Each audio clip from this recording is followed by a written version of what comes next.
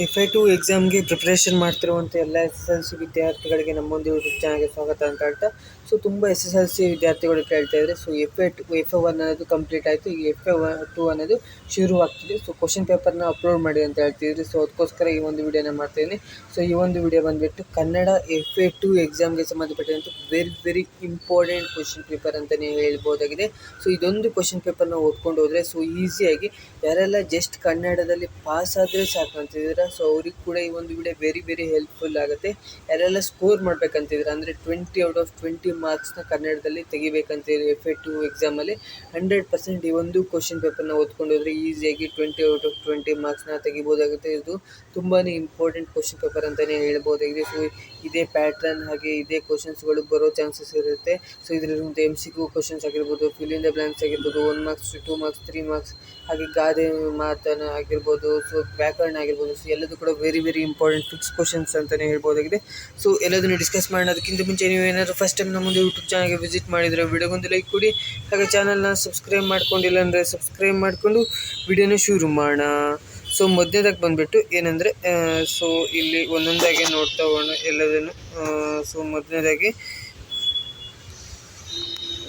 ಏನಂದರೆ, ಸೊ ಇಲ್ಲಿ 1x1 ಅಂದರೆ ಒಂದು ಬಹು ಅಂದರೆ MCQ ಕ್ವಶನ್ನ ಕೊಟ್ಟಿರ್ತಾರೆ, ಒಂದೇ ಒಂದು ಕೊಟ್ಟಿರ್ತಾರೆ. ಸೊ ಈಸಿಯಾಗಿ ಬರಿಬೋದಾಗಿರುತ್ತೆ. ಅಂದರೆ ಸರಿಯಾದ ಉತ್ತರವನ್ನು ಆರಿಸಿ ಬರೆಯೋದು, ಯಾವ್ದು ಸರಿ ಅನ್ನೋದು ಕರೆಕ್ಟಾಗಿರೋದನ್ನು ಬರಿಬೇಕಾಗುತ್ತೆ. ವಿದ್ಯಾರ್ಥಿಗಳು ಪರೀಕ್ಷೆಯನ್ನು ಬರೆದರು ಈ ವಾಕ್ಯವು ಡ್ಯಾಶ್ ಆಗಿರುತ್ತೆ, ಏನಾಗಿರುತ್ತೆ, ನಿಶ್ಚಿತಾರ್ಥಕನ, ವಿದ್ಯಾರ್ಥಕನ, ಸಮಾನಾರ್ಥಕನ, ಏನಂತ ಇದಕ್ಕೆ C ಆಪ್ಷನ್ ಕರೆಕ್ಟ್ ಆಗಿರುತ್ತೆ. ಸಂಭವನಾರ್ಥಕ ಅನ್ನೋದು ಕರೆಕ್ಟ್ ಆಗುತ್ತೆ. C ಆನ್ಸರ್ ಅನ್ನೋದು ಕರೆಕ್ಟ್ ಆನ್ಸರ್ ಆಗುತ್ತೆ. C ಆನ್ಸರ್ನ ಬರೀಬೇಕಾಗಿರುತ್ತೆ. ನೆಕ್ಸ್ಟ್ 1x1 ಅಂದರೆ ಅಂದರೆ ಈಗ ಮೊದಲೆರಡು ಪದಗಳಿಗೆ ಸಂಬಂಧಿಸಿದಂತೆ ಮೂರನೇ ಪದಕ್ಕೆ ಸರಿ ಹೊಂದುವ ಸಂಬಂಧಿತ ಪದವನ್ನು ಬರೆಯಿರಿ ಅಂತ ಕೊಟ್ಟಿರ್ತಾರೆ. ಸೊ ಅಂಕತ್ಯಾಜ್ಞ ಬಹುರ್ವಿ ಸಮಾಸ ಆಗುತ್ತೆ. ಇನ್ನು ಕಂಗೇಡು ಅನ್ನೋದು ಏನಾಗುತ್ತೆ ಅಂತ ಕೇಳಿದರೆ, ಕಂಗೇಡು ಅನ್ನೋದು ಕ್ರಿಯಾ ಸಮಾಸ ಅನ್ನೋದು ಕರೆಕ್ಟ್ ಆನ್ಸರ್ ಆಗಿರುತ್ತೆ. ನೆಕ್ಸ್ಟ್ 3x1 ಅಂದರೆ 3 ಒಂದು ವಾಕ್ಯದಲ್ಲಿ ಉತ್ತರಿಸಿರುತ್ತೆ, ಒಂದು ಲೈನಲ್ಲಿ ಬರೆದ್ರೆ ನಿಮಗೆ 1 ಮಾರ್ಕ್ಸ್ ಸಿಗುತ್ತೆ. ಇದು ಕರ್ಣನಿಗೆ ಆಮಿಷಗಳನ್ನು ಒಡ್ಡಿದವರು ಯಾರು ಅಂತ ಕೇಳಿದರೆ, ಸೊ ಇದಕ್ಕೆ ಒಂದು ವಾಕ್ಯದಲ್ಲಿ ಬರಬೇಕಾಗುತ್ತೆ. ದೇವನೂರು ನನ್ನ ದೇವರು ಯಾರೆಂಬುದನ್ನು ಸ್ಪಷ್ಟೀಕರಿಸಿ, ಇದ್ರ ಬಗ್ಗೆನೂ ಒಂದು ಲೈನಲ್ಲಿ ಯಾರು ಮಾಡಿದ್ದು ಏನಂತ ಒಂದು ಲೈನಲ್ಲಿ ಬರೆದ್ರೆ ನಿಮಗೆ 1 ಮಾರ್ಕ್ಸ್ ಅನ್ನೋದು ಸಿಗುತ್ತೆ. ಅಂದವಾದ ಬರವಣಿಗೆಯ ಬಗ್ಗೆ ಗಾಂಧೀಜಿಯವರ ಅಭಿಪ್ರಾಯವನ್ನು ಬರೀಬೇಕಾಗುತ್ತೆ. ಗಾಂಧೀಜಿಯವರು ಏನು ಹೇಳಿದ್ರು ಅನ್ನೋದನ್ನು ಬರೆದ್ರೆ ನಿಮಗೆ 1 ಮಾರ್ಕ್ಸ್ ಸಿಗುತ್ತೆ, 3 ಮಾರ್ಕ್ಸಿಗೆ ಇರುತ್ತೆ. ನೆಕ್ಸ್ಟ್ 1x2 ಅಂದರೆ 2 ಮಾರ್ಕ್ಸಿಗೆ 3-4 ವಾಕ್ಯಗಳಿಗೆ ಉತ್ತರಿಸಿ ಅಂತ ಇರುತ್ತೆ. ಅಂದರೆ 4 ಲೈನ್ ಅಥವಾ 2-3 ಲೈನಲ್ಲಿ ಬರೀಬೇಕಾಗುತ್ತೆ. ವಚನಕಾರರ ದೃಷ್ಟಿಯಲ್ಲಿ ಅರಿವು ಎಂದರೆ ಏನು ವಿವರಿಸಿ ಅಂತ ಕೇಳಿದರೆ, ಸೊ ಇದು ಇಂಪಾರ್ಟೆಂಟ್ ಕ್ವಶನ್ ಇದೆ. ವಚನಗಳ ಮೇಲೆ ಒಂದು ಕ್ವಶನ್ ಫಿಕ್ಸ್ ಬಂದೇ ಬರುತ್ತೆ. ಸೊ ವಚನನ ಕರೆಕ್ಟಾಗಿ ನೋಡ್ಕೊಂಡಿರಿ. ನೆಕ್ಸ್ಟ್ ಬಂದುಬಿಟ್ಟು ಕವಿ ಪರಿಚಯವನ್ನು ಬರೀಬೇಕಾಗುತ್ತೆ. ಕವಿ, ಜನ್ಮಸ್ಥಳ, ಕಾಲ, ಕೃತಿ, ಬಿರುದು ಮತ್ತು ವಾಕ್ಯಗಳ ರೂಪದಲ್ಲಿ ಬರೀಬೇಕಾಗುತ್ತೆ. 1x3 ಮಾರ್ಕ್ಸಿಗೆ ಇರುತ್ತೆ. ರನ್ನರ್ ಬಗ್ಗೆ ನೀವು ಬರೀಬೇಕಾಗುತ್ತೆ. ಎಷ್ಟು ಒಂದು 5-6 ಲೈನಲ್ಲಿ ಬರೆದ್ರೆ ನಿಮಗೆ 3 ಮಾರ್ಕ್ಸ್ ಅನ್ನೋದು ಸಿಗುತ್ತೆ. ನೆಕ್ಸ್ಟ್ ಕೆಳಗಿನ ವಾಕ್ಯಗಳನ್ನು ಅಲಂಕಾರಗಳನ್ನು ಹೆಸರಿಸಿ ಲಕ್ಷಣ ಬರೆದು ಸಮನ್ವಯಗೊಳಿಸಿ, ಅಲಂಕಾರನ ಬರೀಬೇಕಾಗುತ್ತೆ. ಸೊ ಈ ವಾಕ್ಯಕ್ಕೆ ಅಲಂಕಾರ ಬರೀಬೇಕಾಗುತ್ತೆ, ಅದಕ್ಕೆ 3 ಮಾರ್ಕ್ಸ್ ಇರುತ್ತೆ. ಸೊ ಇದಕ್ಕೆಲ್ಲ ಆನ್ಸರ್ನ ಲಾಸ್ಟಿಗೆ ನಾನು ಕೊಡ್ತೀನಿ, ನೀವು ಈಗಲೇ ಟೆನ್ಷನ್ ಮಾಡ್ಕೊಂಡು ಹೋಗ್ಬಿಡಿ. ಎಲ್ಲದಕ್ಕೂ ಆನ್ಸರ್ನ ಲಾಸ್ಟಿಗೆ ಡಿಸ್ಪ್ಲೇ ಮಾಡ್ತಾ ಹೋಗ್ತೀನಿ. ಸೊ ಇವಾಗ ನೀವು ಜಸ್ಟ್ ಕ್ವಶನ್ಸ್ನ ನೋಡ್ಕೊಳ್ತಾ ಹೋಗಿ.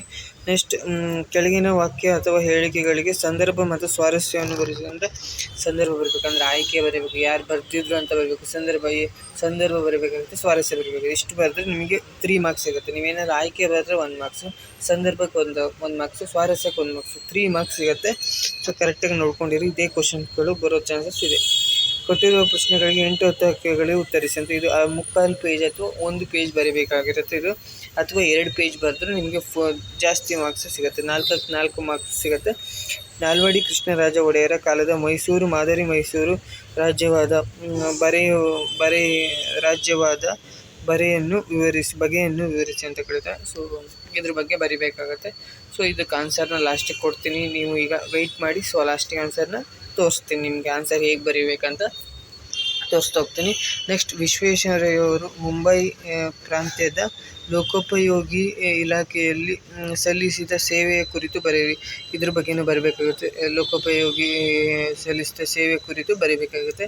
ಸೊ ಇದಕ್ಕೂ ಅಷ್ಟೇ 1 ಪೇಜ್ ಅಥವಾ 1.5 ಪೇಜ್ನ ಬರೆದ್ರೆ ನಿಮಗೆ 4/4 ಮಾರ್ಕ್ಸ್ ಸಿಗುತ್ತೆ. ಇಲ್ಲಿಗೆ ನಿಮ್ಮ 20 ಮಾರ್ಕ್ಸ್ನ FA2 ಕ್ವಶನ್ ಪೇಪರ್ ಅನ್ನೋದು ಮುಗಿಯುತ್ತೆ, ಕನ್ನಡ SSLCಗೆ ಸಂಬಂಧಪಟ್ಟಿದ್ದು. ಈಗ ಅದಕ್ಕೆ ಆನ್ಸರ್ನ ನೋಡ್ತಗೋಣ. ಮೊದಲನೇದಕ್ಕೆ ನೋಡ್ಬೋದು, ಸಿ ಆಪ್ಷನ್ ಕರೆಕ್ಟ್ ಆಗುತ್ತೆ, ಸಂಭಾನಾರ್ಥಕ. ನೆಕ್ಸ್ಟ್ ಇಲ್ಲಿ ಕ್ರಿಯಾ ಸಮಾಸ ಅನ್ನೋದು ಕರೆಕ್ಟ್ ಆನ್ಸರ್ ಆಗಿದೆ. ನೆಕ್ಸ್ಟ್ ಇನ್ನು 1 ಮಾರ್ಕ್ಸಿಗೆಲ್ಲದಕ್ಕೂ ಆಮಿಷ ಹೊಡಿದವರು ಶ್ರೀಕೃಷ್ಣ ಅನ್ನೋದು. ಸೊ ಎಲ್ಲದನ್ನು ನೋಡ್ಕೊಳ್ತಾ ಹೋಗಿ. ಸೊ ಇಲ್ಲಿ ಚಾವಣಿ ಇಲ್ಲದ ಗುಡಿಯಲ್ಲಿ ಕಾರುಣ್ಯ ಸಮನ್ವತೆಯ ಬುದ್ಧ ಇಲ್ಲಿದೆಯಲ್ಲ. ಸೊ ಬುದ್ಧವನ್ನು ಇಟ್ಟರೆ ಅದು ದೇವನೂರು ಮಹಾದೇವ ಅವರು ದೇವರು ಆಗುತ್ತದೆ ಎನ್ನುವುದು. ಇದಿಷ್ಟು ಬರೆದ್ರೆ ನಿಮಗೆ 1 ಮಾರ್ಕ್ಸ್ ಸಿಗುತ್ತೆ. ಸೊ ಈ ಥರ ಬರೀಬೇಕಾಗುತ್ತೆ. ಸೊ ಎಲ್ಲದನ್ನು ನೋಡ್ಕೊಳ್ಳಿ, ವಿಡಿಯೋನ ಪಾಸ್ ಮಾಡ್ಕೊಂಡು ಅಥವಾ ಸ್ಕ್ರೀನ್ಶಾಟ್ನ ತೆಗೆದಿಟ್ಕೊಳ್ಳಿ. ನೆಕ್ಸ್ಟ್ 1x2 ಮಾರ್ಕ್ಸಿಗೆ ಒಂದು ಕ್ವಶನ್ ಕೊಟ್ಟಿದ್ದಾರೆ. ವಚನಕಾರ ದೃಷ್ಟಿಯನ್ನು ಅರಿವು ಎಂದು, ದೃಷ್ಟಿಯಲ್ಲಿ ಅರಿವು ಎಂದರೆ ಏನು ವಿವರಿಸಿ. ಸೊ ಇದಕ್ಕೆ ಇಷ್ಟು ಮಾರ್ಕ್ಸ್, ಇಷ್ಟು ಬರೆದ್ರೆ ನಿಮಗೆ 2 ಮಾರ್ಕ್ಸ್ ಏನೋ ಸಿಗುತ್ತೆ. ಸೊ ಅದಕ್ಕೆ ನೋಡ್ಕೊಂಡಿರಿ. ನೆಕ್ಸ್ಟ್ ಕವಿ ರನ್ನ ಅವ್ರ ಬಗ್ಗೆ ಬರೀಬೇಕಾಗುತ್ತೆ. ಸೊ ಕವಿಕಾರರ ಪರಿಚಯ, ಸೊ ಜನ್ಮಸ್ಥಳ, ಜನ್ಮಸ್ಥಳ ಆಗಿರ್ಬೋದು, ನೆಕ್ಸ್ಟ್ ಯಾವಾಗ ಹುಟ್ಟಿದಾಗಿರ್ಬೋದು, ಆಮೇಲೆ ಯಾವಾಗ ಮರಣ ಹೊಂದಿದ್ರು, ಅವ್ರು ಏನೇನು ಕೃತಿ ಬರೆದ್ರು ಎಲ್ಲದೂ ಬರೆದಿದ್ದಾರೆ.